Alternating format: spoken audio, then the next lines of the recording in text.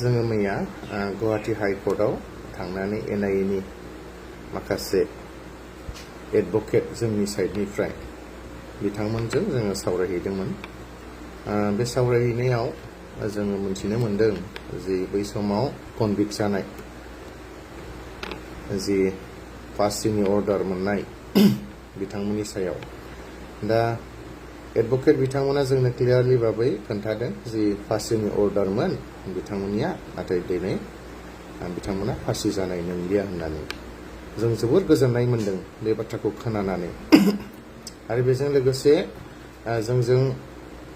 जोंनो खोन्थाबावदों जे नोंथांमोननि जि फरामनि नारा नाथा खामानि मावनाय बे खामानियानो जोंनि जि खामानि मावनाय बेयाव हेफाजाब होफैदों होननानै। आरो बेखौ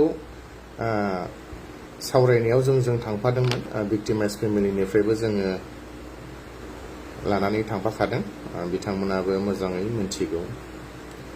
आरो बेनि अनगायैबो जोंनो गभर्नमेन्टआ दिनै मा बाथ्राफोर फोरमायदों आरो दिनै केसनि सायाव माबायदि गभर्नमेन्टनि साइडनिफ्राय इनिसिएटिभ लादों बा लासिगोन बेखौ जोङो बिथांमोन एडभकेटफोरनो जोङो खावलायदों। आरो फैबाय थानाय समाव जिखुनु हियारिं जायोब्ला जे मोनसे स्ट्रं भाबै नोंथांमोना हियारिं टाइमाव जेन बाथ्राफोरखौ बुङो होननानै जों बिथां एडभकेटमोनखौ खावलायबोदों।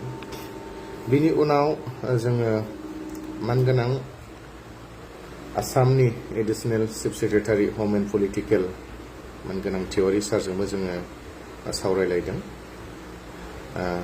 आसाम आयेन आफादनि बुंथिगिरि मानगोनां बिस्वजित दैमारि सारनि दैदेननायाव दा बेयाव जों सावरायनाय जादों जे जोंहा NIA केस हिसाबै गोबांथार पेन्डिं जानानै दं, माखासे ट्रायलाव दङ, माखासे आन्डार ट्रायलाव दङ।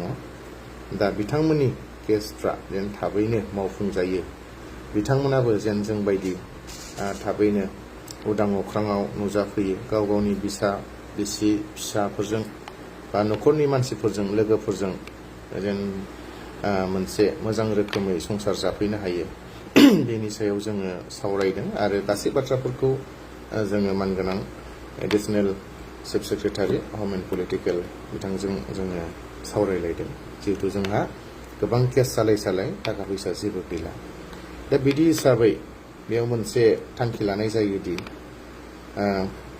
गभर्नमेन्ट साइडनिफ्राय, आसाम गभर्नमेन्ट साइडनिफ्राय जेन थाबैनो बे सानसे साननैनि गेजेरावनो PP बा पाब्लिक प्रसिकिउटर सासे एपइन्टमेन्ट होनाय जाथोंसै। आरो बेनि गेजेरजोंनो बेसेबांनाखि जोंनि एडभकेटफोर दङ बिसोरजों खामानि मावनानै ब्रिफिंसफोरखौ होलायनाय जाथोंसै होननानै जोङो मैया थांखि लानाय जादों। दा जोबोर गोजोनथाव, आसा खालामदों बावैसो साननि गेजेरावनो जाय बिथांमोना NIA आव दङ बिथांमोननि खामानिफ्रा माने मावफुंजागोन आरो बिथांमोनाबो जेसे हायो थाबैनो जोंजों लोगो मोनफैलायगोन होननानै। दा बेबायदिनो जोंनि नारा नाथा नाजाथाबनायनि गेजेरजों खामानिफ्रा मोनसेनि उनाव मोनसे जानायनि लामायाव थांबाय थादों। आरो बेजों लोगोसे जोङो सावरायबावदों जे मार्टियास केसनि सायाव। दा मार्टियास केसनिया जाहैबाय दिनै गोबां मानसिफ्रा दिनैसिम जोंनि जाय अरिजिनेल मुंख्लं बा बिर जोहोलावफोर बिथांमोननि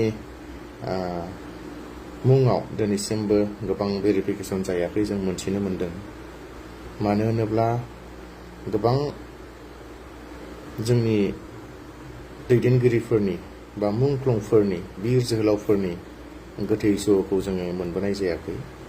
बबेबा हाजोफ्राव, बहाबा दैफ्राव बा बबेबा हादोरफ्राव गोमानानै थाहैबाय। दा बिदि हिसाबै गभर्नमेन्ट साइडनिफ्राय भेरिफिकेसन खालामनो उसुबिदा जादों। दा माबोरै हायो बिथांमोनखौ बा बिथांमोननि न'खरफोरा दिनै एक्स ग्रेसियाखौ मोननो, बेनि सायाव जोङो सावरायनाय जादों। मानो होनोबा थाखा फैसाया गिदिर बाथ्रा नङा। गोबां जोंनि मुंख्लं न'खरफोरनिफ्राय बे बाथ्राखौ बुंहरदों। दिनै जों बुजि मोनदों जे थाखा फैसाया गिदिर नङा, नाथाय जेब्ला मुंख्लं खाम्फा लुगोन बे समाव जोंनि आफामोननि बा जोंनि न'खरनि बा जोंनि बिर जोहोलावनि नामाबो जेन थायो बिनि मुङैसो गभर्नमेन्टआ भेरिफिकेसन खालामनांगौ होननानै बिथांमोना जोंनिसिम फोरमायदों। जों थाखा फैसाखौ बारा नांजाया होननानै। दा जुदि बिथांमोना भेरिफिकेसन जायाब्ला बिथांमोननि मुङाथ' बै खाम्फायाव लिरजानाय नङा। दा बेखौ जोङो माने सिन्था खालामदों आरो बेनि थाखायनो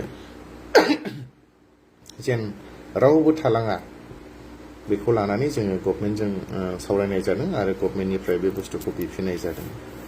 दा बे मोनसे आरो बाखिथ' 628 बियो थाबैनो होजासिगोन नभेम्बर डिसेम्बरनि गेजेरावनो आरो बाखि बेसेबांनाखि आद्रा दंबावो 1400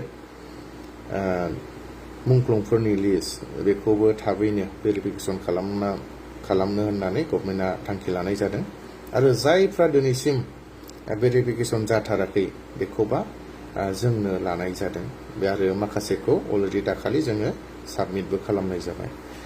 आङो फोरमायहरनो सानदों बा मोनथिहोनो सानदों जोंहा मोनफ्रोमबो जायगायाव डिस्ट्रिक्ट कमिटि दंजोबखासै। डिस्ट्रिक्ट कमिटिनि आफादगिरि नेहाथारि बिनि अनगायैबो साब डिभिजन कमिटि दङ आरो बिनि अनगायैबो